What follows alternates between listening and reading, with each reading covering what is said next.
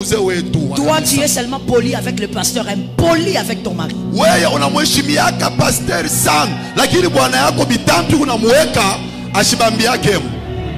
Lorsque ton pasteur t'appelle, tu vas courir jusqu'à tomber ici, tu vas te casser ici.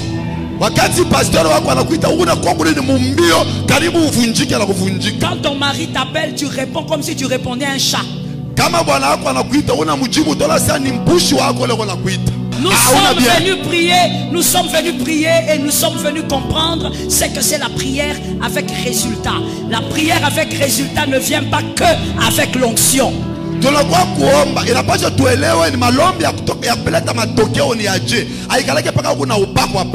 La Bible dit, non, la main de l'Éternel n'est pas courte pour agir, ni son oreille courte pour entendre, mais ce sont vos iniquités. Donc le mal de ton cœur là, ça te bloque. Et ça bloque l'accomplissement des prières. Entre en jeûne pendant 4-5 jours. Tant que ton cœur est mal, tu n'auras pas la réalisation des choses que tu cherches. Troisième chose qu'une femme de prière avec résultat doit avoir, elle priorise le bien-être de sa famille. Et elle est le modèle dans sa famille.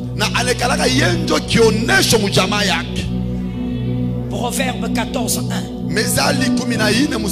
Proverbe 14:1. Elle est le modèle dans sa famille. Avant de prioriser l'église, occupe-toi de ta famille.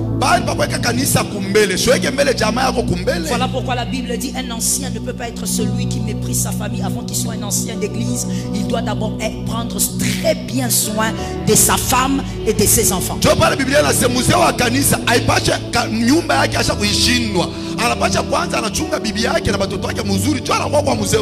Toi, tu es seulement poli avec le pasteur, impoli avec ton mari.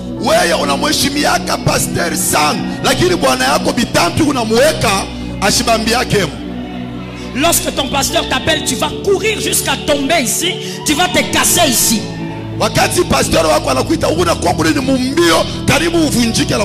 Quand ton mari t'appelle, tu réponds comme si tu répondais à un chat.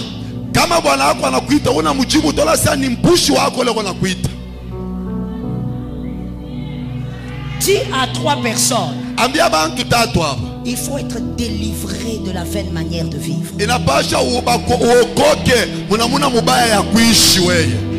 On n'est pas une femme de prière parce qu'on se tient à la chair, on commence à crier. On n'est pas une femme de prière non plus parce qu'on a un titre à l'église. Les titres ne donnent pas l'onction. Le caractère attise l'onction. Je répète ça pour un homme intelligent. Le caractère attise l'onction. Je vais te dire une chose. L'onction ne te maintiendra jamais à un poste important. L'onction t'introduira, c'est le caractère qui te maintiendra.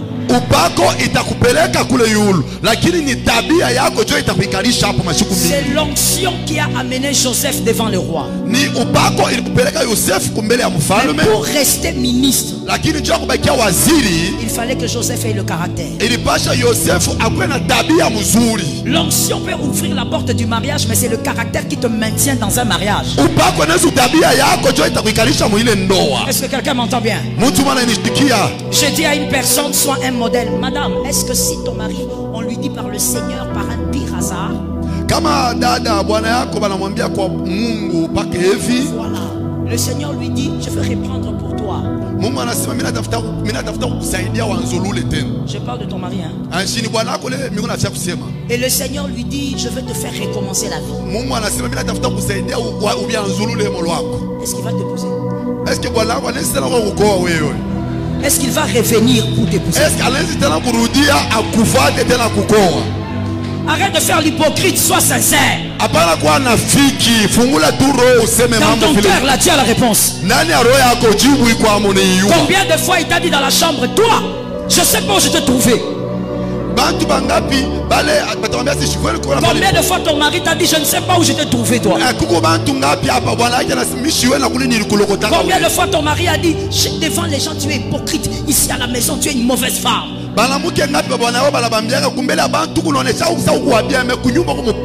Est-ce que ton mari reviendrait dans les quartiers pour t'épouser s'il recommençait? Il y a des femmes qui sont seulement des femmes modèles à l'église, mais à la maison, elles n'ont rien d'un modèle. Donne-moi un amen que Jésus te guérisse.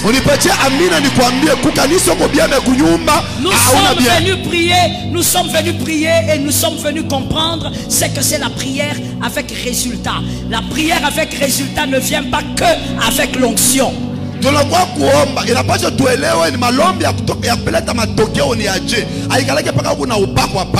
La Bible dit, non, la main de l'Éternel n'est pas courte pour agir, ni son oreille courte pour entendre, mais ce sont vos iniquités. Donc le mal de ton cœur là, ça te bloque. Et ça bloque l'accomplissement des prières. Entre en jeûne pendant 4-5 jours. Tant que ton cœur est mal, tu n'auras pas la réalisation des choses que tu cherches.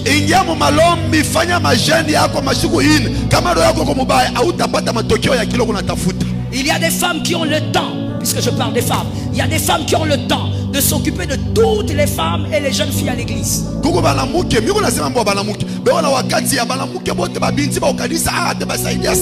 Mais ta propre fille, c'est pas toi qui lui as appris à mettre la bande hygiénique. Ce n'est pas toi. Elle a appris ça chez ses copines. Pendant que toi tu étais avec les mamans de l'église, elle a appris dans la rue. Parce que tu n'as pas le temps pour elle, mais tu as le temps pour les femmes à l'église.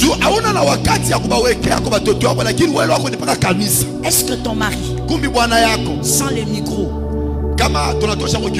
parce que des fois les micros, le mari va dire seulement ce qu'il doit dire, il protège sa femme. Des fois il dit ah, ma femme est une bonne femme. Dans son cœur, Seigneur pardonne-moi, j'ai menti à la chair. Je sais ce que je dis. Je sais ce que j'ai dit. Mais il parle parce qu'il doit parler comme ça. Qu'est-ce qu'il va dire aux fidèles? Ma femme est une mauvaise femme. Maintenant si on lui enlève le micro, est-ce qu'il peut dire que toi tu es converti? Commençons seulement par la conversion. Est-ce qu'il peut reconnaître que toi tu es enfant de Dieu? Est-ce que ton mari est le premier témoignage de ta chrétienté? Commence par être le modèle là-bas avant de venir ici. Ici tu es très douce. Regarde le visage que tu fais. Surtout quand je parle de ça, regarde comment elle fait. Elle fait comme une femme gentille, calme. Mais si on demande à tes enfants, tes enfants disent on ne sait même pas comment elle fait pour causer avec les gens à l'église, parce qu'ici à la maison elle ne fait que nous insulter. À l'église, les versets bibliques, à la maison, les insultes. C'est à la maison que ta fille a appris à dire des gros mots, parce que c'est toi à la maison qui insulte les enfants.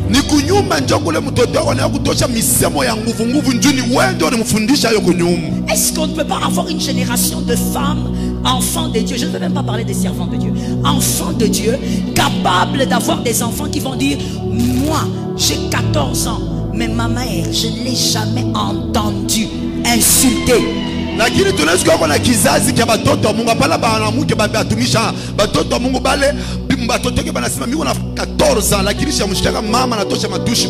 Le grand problème, c'est aussi parce qu'il est écrit on ne donne que ce qu'on a reçu. Toi tu as grandi comment? On on te félicitait ou on te tapait en t'insultant.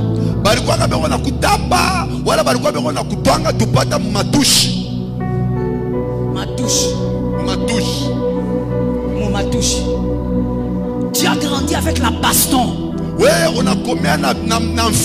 Dès que tu passes, on te récupère baston. Toi aussi, quand tu deviens mère, tu n'as pas un autre langage que tu connais. Tu insultes et tu bats. Est-ce que je peux fermer cette parenthèse en disant une seule chose? Madame, c'est toi l'éducatrice. Écoute-moi d'abord. Alors arrête de nous produire des hommes violents. Des hommes. Arrête de nous produire des hommes violents. Ce sera des hommes incapables de vivre avec leurs femmes sans les battre. Parce que tu as fait grandir ton fils dans les insultes et dans la baston.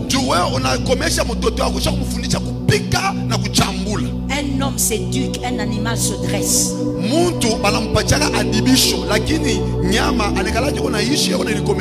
Éduquer un enfant, ce n'est pas lui donner la nourriture, c'est lui montrer comment vivre dans la destinée.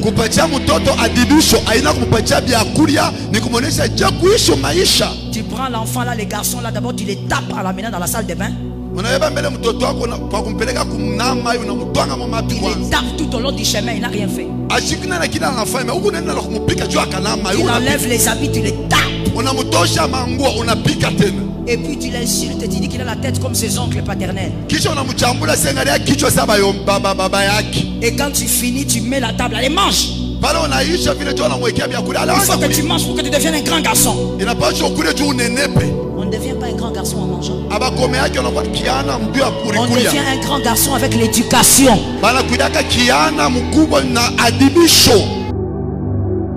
La Bible nous enseigne que l'amour et la sollicitude envers les nôtres sont essentiels pour vivre en harmonie avec la volonté de Dieu et recevoir ses bénédictions.